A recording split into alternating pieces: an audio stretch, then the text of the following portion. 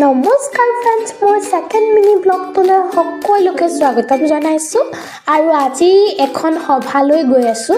মানে সভাখনত একচুৱেলি মোৰ ভণ্টিয়ে ডান্স কৰিব আৰু মই গান গাম, সেইবাবে আমাক মাতিছিলে। আৰু এইখন হৈছে আমাৰ বাৰীত মোৰ অৱশ্যে ভয় লাগে, কিয়নো ইয়াত সাপ ওলায়, সেইবাবে। আৰু বাৰীখন সদায় দেউতাই বৰ চাফা কৰি ৰাখে। এয়া ইয়াতে হ'ব অনুষ্ঠান ভাগ। ইয়াত আমাৰ গেষ্ট হাউচ হয়। এইজনী আমাৰ অকণমানি মৰম লগা টিকলিজনী আৰু আমাৰ ঘাৰমুৱা সত্ৰৰ এয়া হৈছে মন্দিৰ। লগতে এই গেষ্ট হাউচটো যে আপোনালোকক মই দেখুৱাইছোঁ, এই গেষ্ট হাউচটোতে হ'ব মিটিং ভাগ।